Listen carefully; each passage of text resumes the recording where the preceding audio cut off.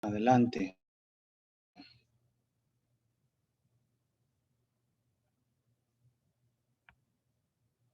Bueno, en lo que nos estacionamos, les explico. El lunes, ok, el lunes estábamos hablando sobre la diferencia entre hipertermia y fiebre. Y el síndrome febril. El síndrome febril, o sea, ¿para qué sirve saber o entender esas diferencias? Aquí lo importante de eso es que el 90 y tantos por ciento, o sea, casi el 100% de los casos de síndrome febril, o sea, el que tiene los 4 componentes, es de origen infeccioso. Entonces ahí ya tienes un avance en el diagnóstico.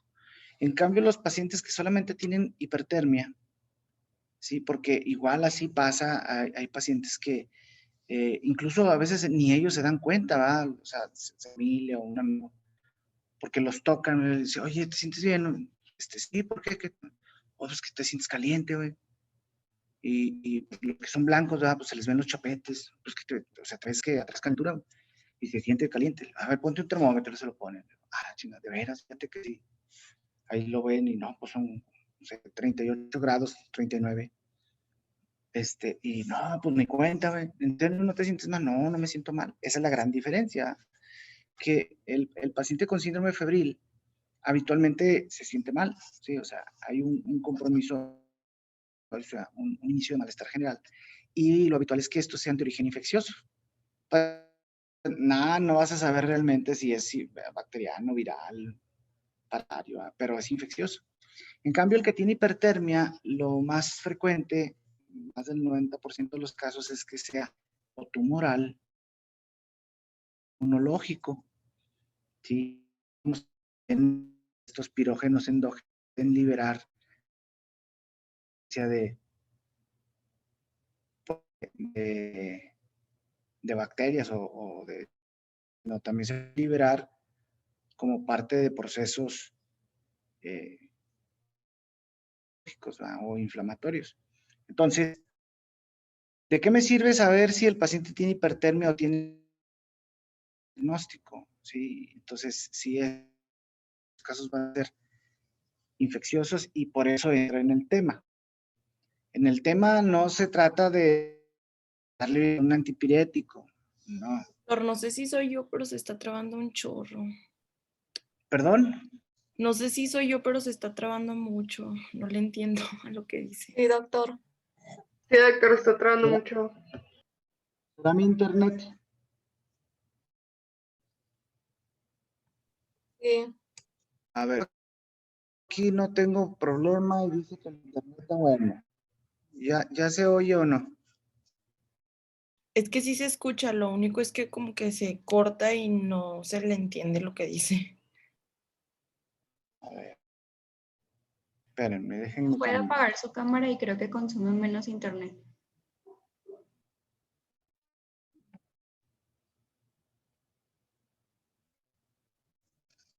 Pero es el mismo internet. A ver, espérenme. Una señal.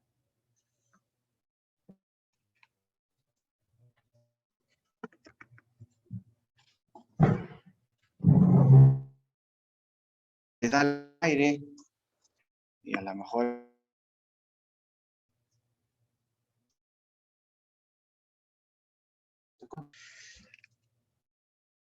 Doctor, es que sí se sigue trabando. se sigue trabando. Ahí ya no se traba. Quito video, ya no se traba el audio. Ya se escuchó bien. Sí. ¿Van a prescindir de mis hermosos ojos? Es conexión, Doc. Quizás sea ¿Cómo? que hay. Es su conexión. Quizás sea que hay demasiados dispositivos conectados a la misma red. Entonces el consumo es mayor. Y por eso, pues a usted le está dando, vaya, poco, poco el ancho de lo que es la. Entonces, lo que podemos hacer para que mejore Por ejemplo, el hecho de que nos pueda hablar es primero que apague su cámara y segundo, no sé si hay opción de que, ¿de qué otra manera podemos reducir el consumo? Pues no. Pirateando. Bueno, lo que estoy pirateando, pues se supone que debe de ser. Bueno, a ver, espérenme. A ver, ¿cómo está la conexión acá? ¿Cómo está la conexión? ¿Cómo está la señal acá? ¿Se sigue corto o ya no?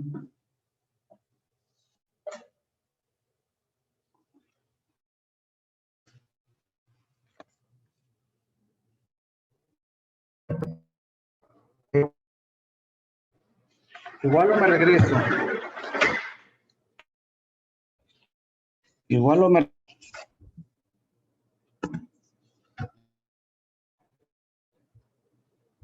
¿Qué, mi Aquí la Juan? percepción de Dime. los demás, pero parece que está igual, ¿no? Sí, está como que se entrecorta y por momentos de plano no se le escucha. A ver, denme un minuto, ¿eh? Me va a salir. Denme un minuto.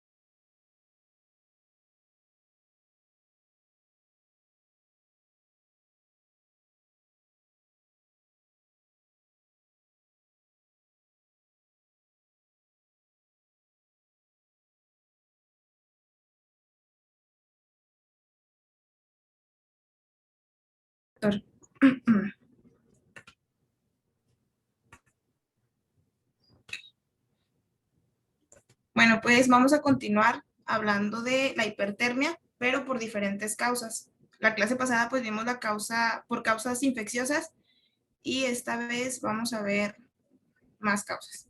Las dividí por una producción excesiva de calor. Aquí va a entrar el ejercicio, la hipertermia maligna, el síndrome neuroléptico maligno, el síndrome serotoninérgico y voy a poner también un ejemplo de el hipertiroidismo. Tenemos también la alteración de la función hipotalámica. Aquí puede entrar traumatismos, tumores, hemorragias, cáncer y el trastorno autoinmune. Y por último, pues las infecciones que ya vimos, que pueden ser por virus, por bacterias, por protozoarios, parásitos, helmintos y micóticas. Ok, bueno, hice como un esquema del mecanismo general de la hipertensión. En este caso, para que todos los motivos o las causas pues tengan un mecanismo general.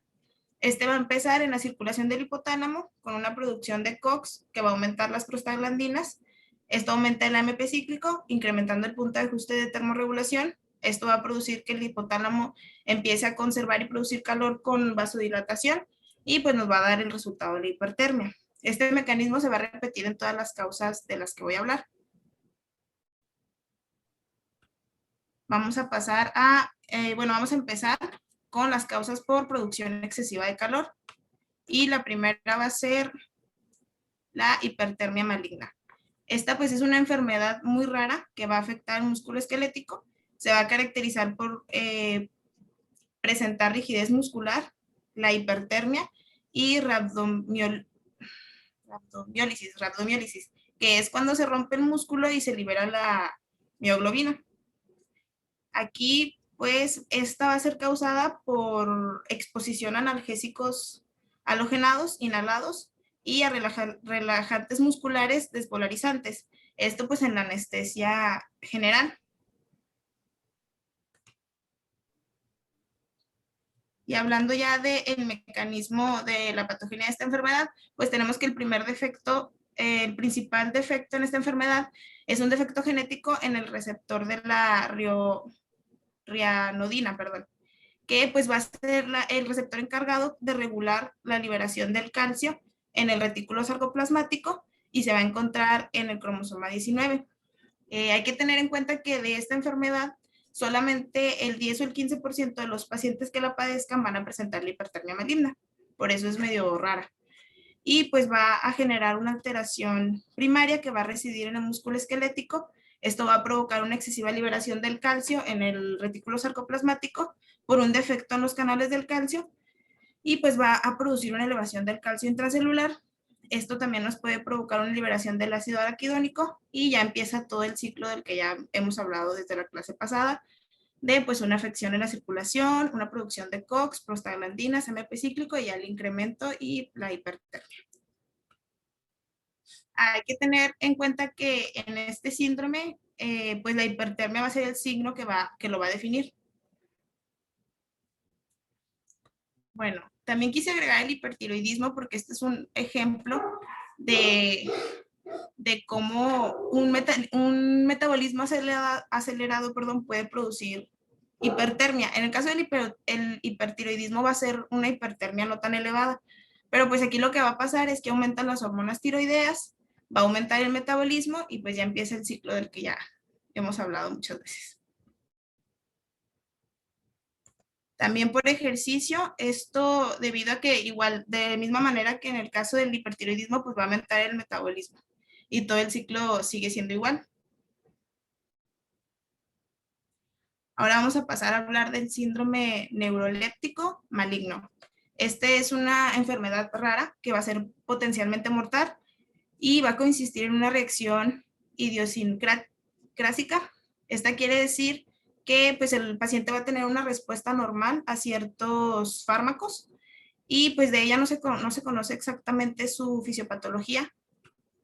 Más sin embargo, pues se cree que todo empieza debido a un bloqueo dopaminérgico que va a traer una afección al núcleo estriado y al hipotálamo. La afección al núcleo estriado pues nos va a provocar rigidez muscular y pues ya sabemos que una afección al hipotálamo puede cambiar su funcionamiento en cuanto a pues a todas las funciones que tiene y también a la termorregulación. Ahora vamos a hablar del síndrome serotoninérgico. Esto pues va a ser debido a un aumento de la actividad biológica de la serotonina, sobre todo en sus receptores específicos, tanto en el tronco cerebral como en la médula espinal. Y bueno, pues sus síntomas son alteraciones del estado mental, irritabilidad neuromuscular e inestabilidad autónoma. Este síndrome se puede dar debido a, bueno, el exceso de la serotonina en este síndrome se puede dar debido a una inhibición del metabolismo de ella, debido, por ejemplo, al uso de inhibidores de la monoaminoxidasa. También se puede dar por un aumento del potencial de acción de la serotonina. Esto, por ejemplo, con el uso de drogas simpático-miméticas. Y pues también tenemos que se puede dar por una activación de sus receptores y por una inhibición de la recaptura, por ejemplo, cuando se usa la sertralina o la fluoxetina. Y por último, por un aumento del aporte del sustrato de la serotonina, que ya sabemos que es el triptófano. Y bueno, su mecanismo de acción va a empezar con un aumento de la serotonina y en la serotonina tenemos, bueno, la serotonina tiene un receptor que es el 5-HT1 que se relaciona directamente con la termorregulación y pues esto va a producir una alteración directa en el hipotálamo en esta zona. Ok, vamos a pasar a la segunda clasificación que son las alteraciones de la función ya pues directamente hipotalámica. Ok, aquí vamos a tener de ejemplo, pues las enfermedades autoinmunitarias. Estas van a empezar con una reacción inmune que va a activar los monocitos, macrófagos y bueno, las células fagocíticas en general. Va a producir las citocinas pirógenas y empieza otra vez el ciclo de alteración del centro termorregulador. También tenemos el ejemplo de los traumatismos. Aquí pues en un traumatismo o en una lesión vamos a tener un proceso inflamatorio que nos va a aumentar la COX, las prostaglandinas, incrementando así el punto de ajuste termorregulador.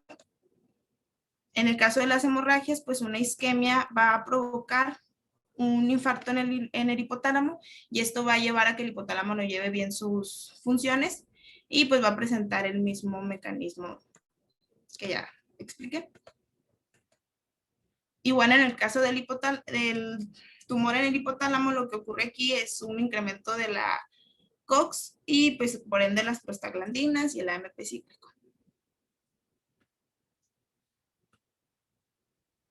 También en el caso del cáncer va a aparecer de la misma manera. Hay que tener en cuenta que en el cáncer, pues el paciente puede estar inmunodepresivo, entonces es más propenso a que también le afecten cualquier tipo de infección, entonces también puede ser un mecanismo ese, pero pues de manera no infecciosa aumentan las citocinas y pues ya va a empezar el problema en la circulación del hipotálamo y un problema en el centro termorregulador.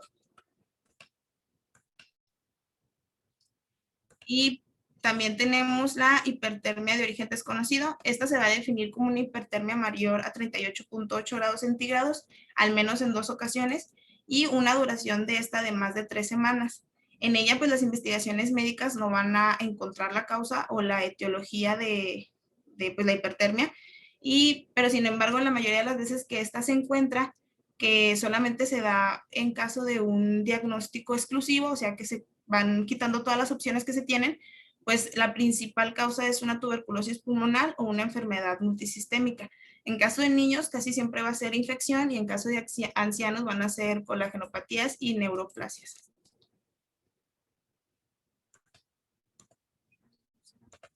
Ok. Y pues este tipo de hipertermia de origen desconocido va a estar clasificado en 4 tipos, que es la clásica. Para que se considere que es una hipertermia clásica, pues el individuo tiene que haber visitado 3 veces el hospital o estado 3 días en un hospital. Y pues este se va a clasificar se puede dar más bien por infecciones, por neoplasias, por enfermedades del tejido conjuntivo, por trastornos misceláneos o por condiciones que no se llegan a diagnosticar. Tenemos también la nosocomial, que esta es la hipertermia en pacientes que han sido admitidos al hospital por al menos 24 horas, y aquí entran los factores hospitalarios, por ejemplo, sobre todo en cirugías, como el uso de catéter o dispositivos intravasculares. Y también tenemos la neutropénica. En esta los pacientes son más propensos, los pacientes que reciben quimioterapia o que tienen neoplasias hematológicas malignas. Aquí vamos a encontrar una neopenia de menos de 500 microlitros y vamos a tener una subclasificación o un subgrupo que es el asociado al VIH. Este va a ser del grupo de las neutropénicas y pues aquí los síntomas son parecidos a la mononucleosis. Y en el caso de la hipertermia asociada al VIH, pues esta hipertermia puede llegar a ser bastante grave en el paciente.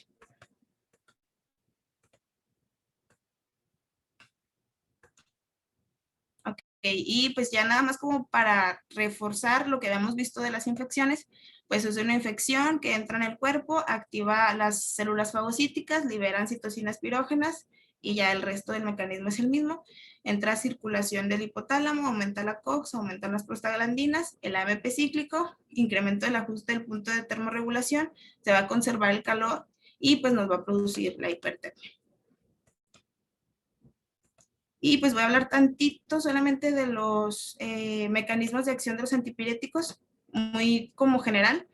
Ya sabemos que la disminución de la fiebre, por todo lo que ya se explicó, pues va a estar en función directa con la disminución de las concentraciones de las prostaglandinas y pues estas van a depender de la enzima ciclooxigenasa, que es la que la produce, y por ende los inhibidores de la ciclooxigenasa pues van a ser los antipiréticos perfectos en estos casos.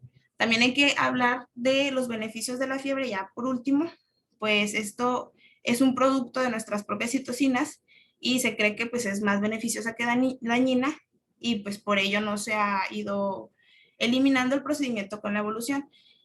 ¿Para qué nos va a servir la fiebre? Pues tiene 3 funciones principales, que es dañar directamente el patógeno extraño cuando entra al cuerpo y también va a inducir la apoptosis en células infectadas y también puede reducir la respuesta inmune produciendo apoptosis.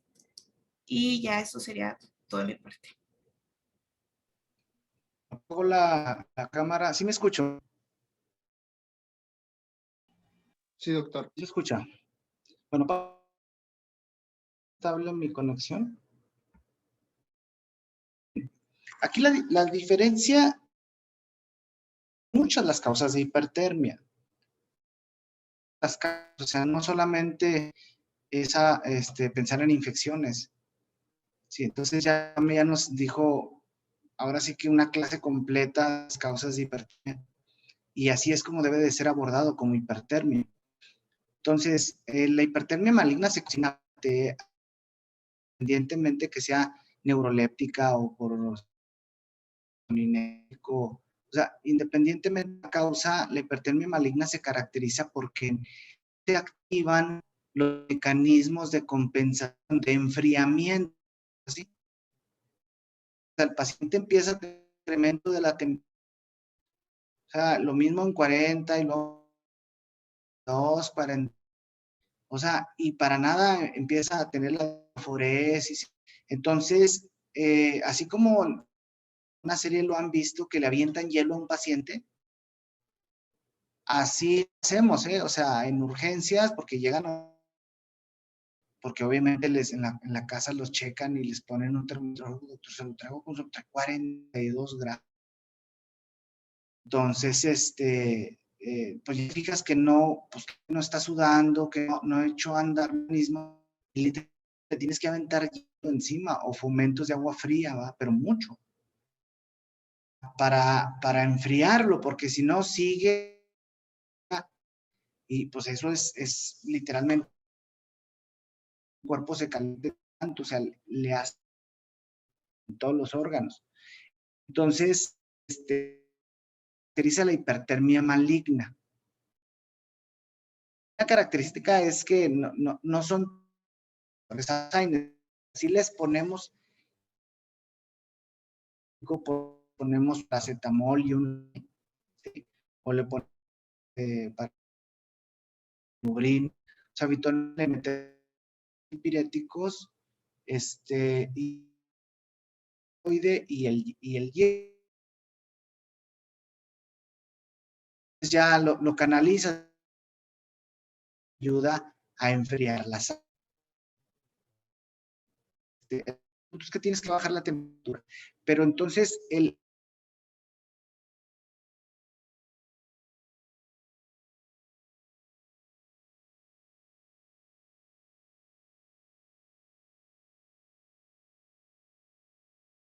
Doctor, ahora sí ya se dejó de escuchar. Bueno, creo que es.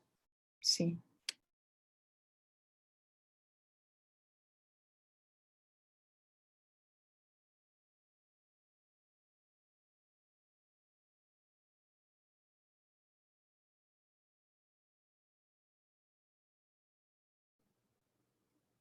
sí, de plano estoy jodido, no sé qué es, pero sí. Digo, es mi mismo internet toda la vida, no sé qué sea. Ya, sí se escucha. ¿Sí? Bueno, el punto es que haciendo a un lado el tema de hipertermia, ¿sí? El paciente llega habitualmente llega a consulta porque así te lo dicen y nuestro objetivo es, primero que está bien, ¿sí? Primero que se sienta bien. Entonces, por eso sí echamos mano de un antipirético. Pero o sea, eso no cura nada, o sea, nomás lo hace sentir mejor. Entonces, en el supuesto que la causa de su fiebre es infecciosa, entonces la segunda pregunta es, ¿qué tipo de infección tendrá el paciente? Ahora, les pregunto, ¿clínicamente podríamos saber qué tipo de infección tiene el paciente? Sin estudios de nada, porque habrá quien me diga, pues le hacemos un cultivo. Nada, pues qué chiste. Porque aparte un cultivo se tardan de 3 a 5 días en darte resultados y pues no te vas a esperar 3 a 5 días en darle un tratamiento. Entonces tienes que empezar de manera empírica a darle un esquema. Pero pues lo primero que tengo que definir es virus, es bacteria, es hongo o es parásito. Pregunto, ¿clínicamente podemos saber de qué origen es su infección? Clínicamente. Sí, sí podemos saber. ¿Alguien que me explique? Miren, se pueden equivocar, ¿eh? O sea, no es que ya lo hayan leído y se pueden equivocar. O sea, ¿qué diferencias clínicas puede haber entre una infección y otra?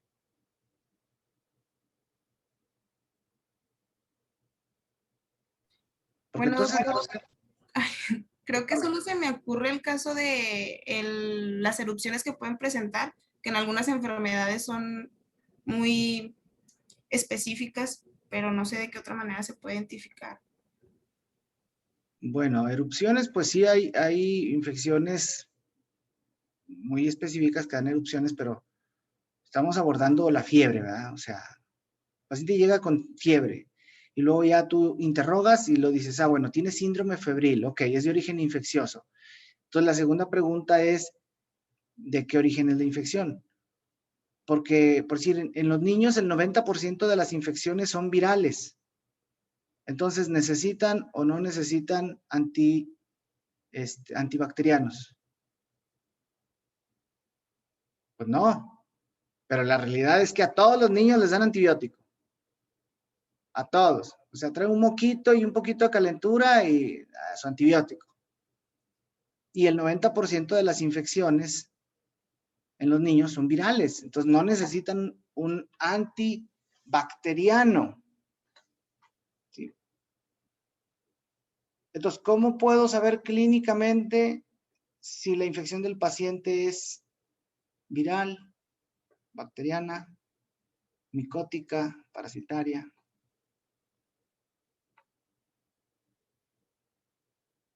Miren, recuerden que en medicina no hay una verdad absoluta, ¿verdad? O sea, no es que, y no es cuadrada, no es que siempre sea así, puede haber variabilidad, depende de la situación de cada paciente, ¿verdad?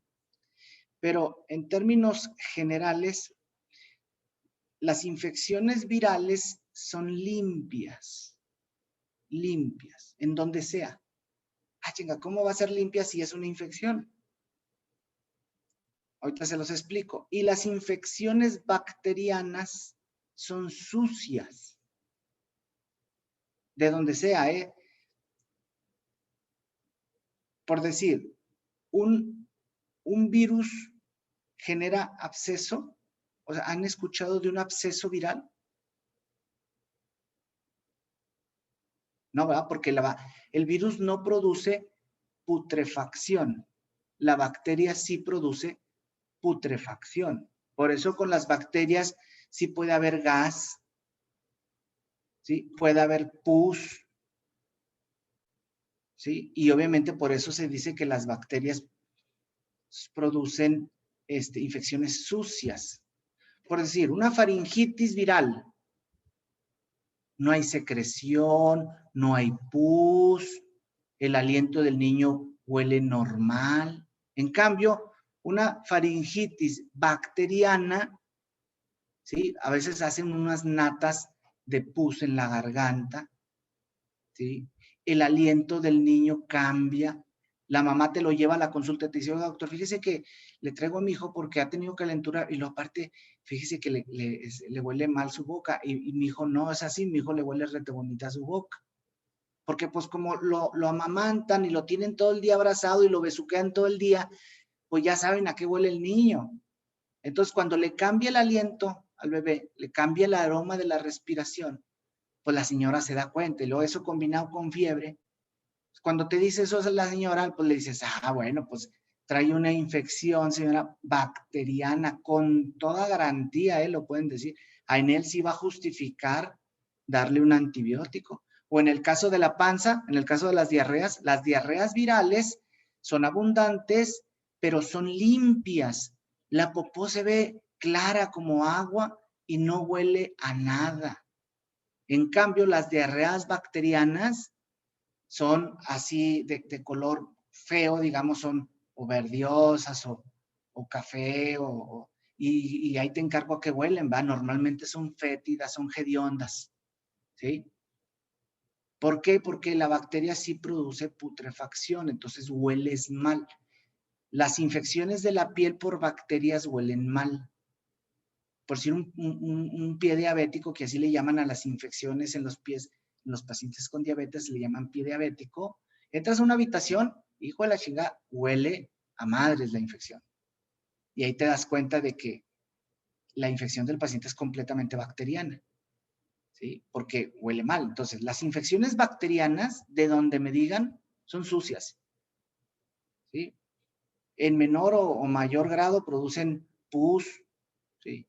Y luego el aroma de la zona de infección es fétido. En cambio, las infecciones virales son limpias. Ninguna secreción, que una rinitis, que una faringitis, que una neumonía. Ahora que el COVID estuvo de moda, pues los pacientes, digo, estaban mal y respiraban mal, pero no olían mal los pacientes. ¿Sí? ¿Por qué? Porque son infecciones virales, son limpias. Algunos se coinfectaron con una bacteria, bueno, pues es otro boleto. Pero lo que era puro COVID, pues son infecciones limpias. Si les daba todo, les daba flema, la flema era blanca, normal, o sea, no se pintaba de ningún color ni olía mal, salvo cuando se coinfectan. Entonces, y de donde sea, si es digestivo igual. Las infecciones virales, los virus son intracelulares obligados, ¿sí? No pueden estar fuera de la célula. Y las células, sobre todo los leucos, los linfos, que es donde se mueven los virus, donde más se pegan los linfos, se mueven a través de la sangre, de la linfa, y entonces atraviesan las aduanas, que son los ganglios linfáticos, y luego ahí, ¿qué sucede? Se inflaman, ¿sí? Entonces, por eso, normalmente las infecciones virales dan adenopatías, ¿sí? O sea, crecimientos ganglionares, pero de manera generalizada. Y las bacterianas pueden darte adenopatías, o sea, crecimientos ganglionares, pero lo harán solamente de manera regional. Por decir, una muela, ¿verdad? Con un absceso dental, pues a lo mejor te inflama los ganglios de por ahí cerca, ¿verdad? A lo mejor los submaxilares, ¿sí? O una infección venérea, pues a lo mejor te inflama los ganglios ahí inguinales, pero no tienes por qué tener ganglios sistémicos. En cambio, las infecciones virales, si son leves, pues nomás es la fiebre, todo limpio, y pues no te crecen ganglios ni nada cuando son leves. Infecciones severas, por decir un citomegalovirus, un Epstein-Barr, pues incluso te puede dar hepatosplenomegalia. Acuérdense que el hígado y el vaso son parte del sistema retículo endotelial y son órganos que reaccionan mucho a las infecciones, sobre todo a las infecciones virales. Entonces, si el paciente viene con fiebre, no huele mal de ninguna parte y además tiene hepatosplenomegalia, con toda garantía piensen que el paciente tiene una infección viral y ya nomás hay que buscarle por ese lado. Tanto infecciones virales como infecciones bacterianas normalmente son infecciones agudas. O sea que en poco tiempo te dan chingos de síntomas y en poco tiempo o te curaste o te cargó el payaso. ¿Sí? Incluso sin tratamiento, se pueden autolimitar las infecciones tanto virales como bacterianas. Mas, sin embargo, las infecciones micóticas o parasitarias son más indolentes, o sea, son más lentas, son más de progresión, con pocos síntomas, no tan aparatosas. Los hongos también normalmente no huelen mal. Los parásitos, pues dependiendo en dónde, puede ser que sí huelan mal, ¿sí? O sea, ya son enfermedades de un comportamiento un poco más atípico, ¿sí? Entonces, tanto los hongos como los parásitos pueden o no tener todos los componentes del síndrome febril, dependiendo de la severidad de la infección. Por decir, hablando de lo digestivo, una infección parasitaria normalmente no te da fiebre, pero sí te da mucho síntoma intestinal. Por decir, pujo y tenesmo, o sea, tienes que pujar para hacer popó, aunque no hagas duro, o sea, aunque hagas aguado, pujas. O sea, es una sensación, unas ganas de pujar. Y luego aparte, cuando haces, te quedas mucho con ganas de seguir haciendo, aunque ya hayas terminado, aunque ya no haya nada que hacer. A eso se le llama tenesmo, o sea, la sensación de seguir haciendo, ¿sí? Entonces, el pujo y el tenesmo son síntomas muy sugestivos de que el problema es parasitario. Digo, aparte de la comezón en el ano, entonces, eso es hablando de que el parásito está en el intestino. Pero por si puede haber parásitos pulmonares también. ¿Sí? Puede haber parásitos en el hígado, o sea, enfermedad hepática por parásitos, que es el absceso hepático amibiano. Ese paciente sí tiene todo el síndrome febril, pero además un chingo de dolor en el hígado. Pero, y hay otras enfermedades parasitarias, por decir, los que están dentro de la sangre, ¿va? Como el paludismo, dentro del eritrocito. Entonces también te da todo el síndrome febril, más sin embargo, es una presentación crónica, larga evolución. A lo mejor a ese paciente lo abordaste como una fiebre de origen oscuro o de origen desconocido, ¿sí? Porque tienen una evolución más crónica. En cambio, las infecciones bacterianas y virales son en chinga, ¿sí? O sea, te dan rápido o te chingan rápido o te curan rápido, ¿sí? O sea, normalmente no tienden a tener esa cronicidad como si lo puede tener un hongo o un parásito. Claro, estoy hablando en términos generales, ¿verdad? Porque pues, hay bacterias como las micobacterias, como la tuberculosis, que sí tienen un curso más crónico, ¿sí? También hay hongos que son muy agudos, como los hongos estos del... Ay, ¿cómo se llama este hongo que da en la cara? Y ya lo veremos más adelante. Se le llama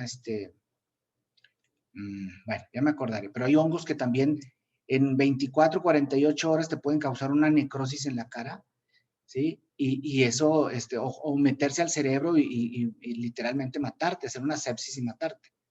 Entonces, estoy hablando en términos generales, ¿verdad? Pero sí, para hacer una diferencia rápida de qué tendrá el paciente y más o menos hacia dónde voy a dirigir mi tratamiento empírico en lo que veo un examen de laboratorio, en lo que veo un cultivo, ¿sí? Entonces, pero sí tienes que considerar, por si en el caso de los niños, que el 90% son infecciones virales y que la gran mayoría de ellas no necesitan ningún tratamiento. Solitas se resuelven. ¿Sí? Entonces, esto es a manera de colación para saber cuándo voy a usar un antibiótico y sobre todo, cuándo voy a usar un antibacteriano. Porque en este caso vamos a empezar a ver los antibacterianos, ¿verdad? Para las personas que me ayuden con estos temas, primero tenemos que hablar de la anatomía de la bacteria, pues para saber cuáles son sus puntos débiles y cuáles son los sitios en donde vamos a atacar a la bacteria. Porque es más fácil aprenderse a los antibióticos por grupos, ¿sí? Los que actúan en la pared, los que actúan en el DNA, los que actúan en el RNA, ¿sí? Los que actúan en el metabolismo del ácido fólico. Entonces, es más fácil aprenderse los antibióticos en general que de manera individual, porque también, al igual que los AINES, son chingos de antibióticos. Y entonces, ¿cómo vas a saber elegir cuál darle al paciente? Ok, ya sé que tiene una fiebre de origen infeccioso y ya sé que es una bacteria, no sé cuál, pero ya sé que es una bacteria. ¿Por qué? Porque huele mal o lo que sea. Ahora, ¿qué le voy a dar de tratamiento si tengo como 50 o 60 antibióticos? O sea, hablando específicamente de antimicrobianos, o sea, bueno, más bien de antibacterianos. ¿Cuál voy a elegir? ¿A poco es lo mismo darle cualquier antibiótico? Bueno, cualquier antibacteriano, no es lo mismo. Entonces, por eso necesito que empecemos con anatomía de la bacteria. ¿Sí? Y a grandes rasgos, en otra diapo nada más qué tipos de bacterias hay, ¿verdad? Que las positivas, que las negativas, que las anaerobias, ¿sí? Y luego ya empezamos con los antibacterianos, también de lo general a lo particular, ¿sí? O sea, todo, así, las listas, ¿no? Siempre acuérdense que son las listas de todos, aunque no desarrollemos todos. La lista de todos los que actúan en la pared celular y luego todos los antibióticos que actúan en DNA, todos los antibióticos que actúan en RNA, y así nos vamos a ir por familias. Y lo de los que actúan en la pared, hay subfamilias.